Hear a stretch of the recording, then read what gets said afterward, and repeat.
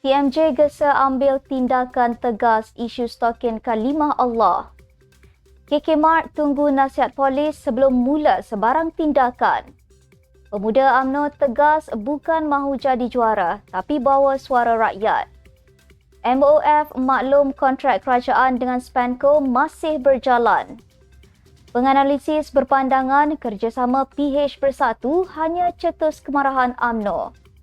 Jamal gagal batal saman ke atas KJ.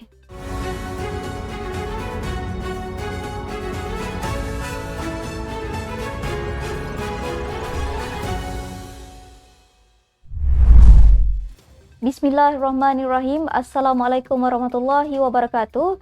Salam Malaysia Madani. Bersama saya Asma Ismail dalam Netstat News edisi tengah hari 19 Mac 2024 bersamaan 8 Ramadan 1445 Hijrah. Sebelum itu jangan lupa untuk subscribe YouTube Netstat TV dan follow Facebook Netstat Malaysia.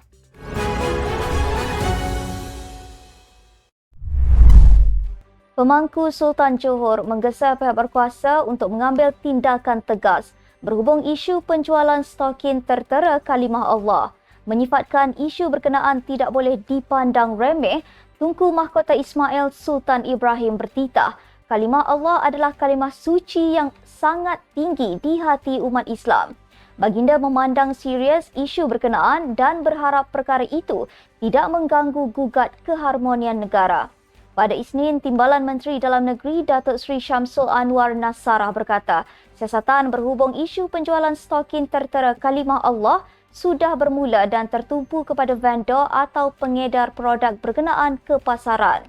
Jelasnya, siasatan dimulakan selepas polis menerima 36 laporan daripada pelbagai pihak sejak beberapa hari lalu daripada pihak yang tidak berpuas hati terhadap penjualan stokin tertera kalimah Allah di kedai Serbaneka KK Mart di Sunway, Selangor.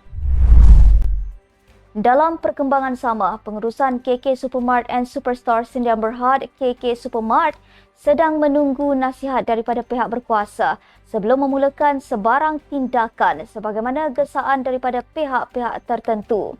Ahli lembaga penasihatnya, Muhammad Haikal Daniel Khairal Abidin berkata, langkah itu diambil memandangkan isu yang tular membabitkan pasaraya itu kini sedang dalam siasatan polis. Jelasnya, beliau belum pasti dengan pihak mana di jabatan itu untuk berurusan dan setakat ini pengurusan KK Mart hanya menanti langkah seterusnya. Beliau dihubungi sebuah portal bagi mendapatkan respon berhubung gesaan pergerakan pemuda UMNO yang meminta agar semua 881 cawangan kedai Serbaneka itu memasang kain rentang bagi memohon maaf atas penjualan stokin tertera kalimah Allah. Malah, ada juga pihak yang meminta agar rangkaian KK Mart menutup operasinya di seluruh negara selama 14 hari sebagai tanda memohon maaf.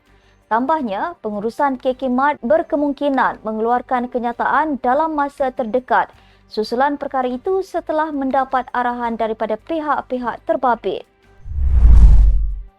Ketua Pemuda UMNO Dr. Muhammad Akmal Saleh menegaskan parti itu bukannya mahu menjadi juara apabila lantang bersuara terutama membabitkan isu kaum, agama dan raja 3R, sebaliknya mahu membawa suara rakyat.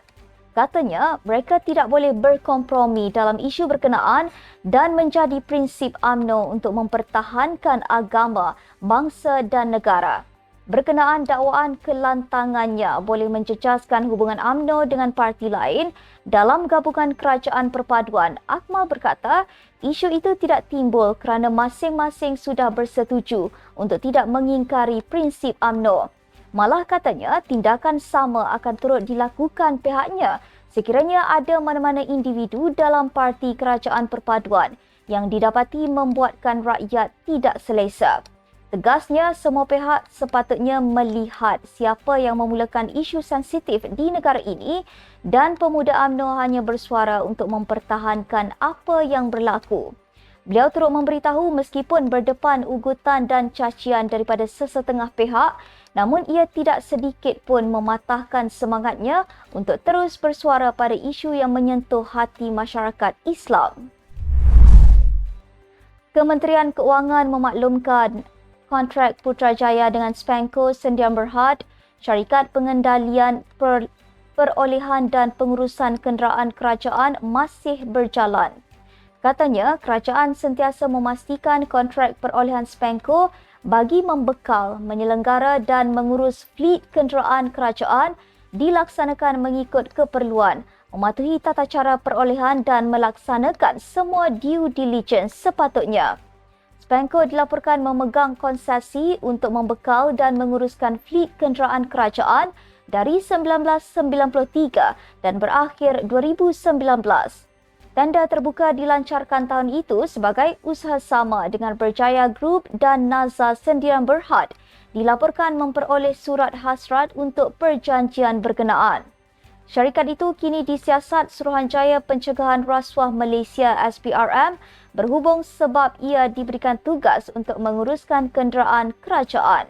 Beberapa individu termasuk pegawai utama kerajaan dan seorang ahli perniagaan dijangka memberi penjelasan kepada SPRM. Seorang penganalisis menolak cadangan bekas Menteri Undang-Undang Zaid Ibrahim supaya Pakatan Harapan PH menjalin pakatan dengan Bersatu sebelum PRU 16 kerana menganggap ia berkemungkinan mencetuskan kemarahan UMNO. Chin Yi Moon dari Universiti Tunku Abdul Rahman berkata, PH perlu mempertimbangkan sama ada kerjasama dengan Bersatu dalam pilihan raya akan datang sekitar 2027 akan membawa sebarang manfaat. Chin turut menyoal reaksi pemimpin UMNO sekiranya PH memilih bekerjasama dengan Bersatu. Sabtu lalu, Zaid yang juga pernah memasuki PKR dan DAP sebelum kembali ke UMNO berkata, PH sepatutnya menjalin pakatan dengan Bersatu sebelum PRU 16 memandangkan gabungan itu mampu bekerjasama dengan UMNO. Beliau turut mencadangkan supaya Ahli Majlis Pimpinan Tertinggi Bersatu, Datuk Seri Muhammad Azmin Ali dijadikan Menteri Besar di Selangor. Bagaimanapun, Chin mempertikai sama ada PH akan mendapat manfaat bekerjasama dengan Azmin dalam PRU 16. Azmin mendapat 25,597 undi pada pilihan raya lalu mengalahkan calon PH Juwairia Zulkifli dengan 1,617 undi. Ketua UMNO bahagian Sungai Besar, Datuk Seri Jamal Mad Yunus hari ini gagal membatalkan saman difailkan bekas Menteri Kesihatan Khairi Jamaluddin berhubung satu sidang media ketika Perhimpunan Agung UMNO PAU 2022 Januari lalu.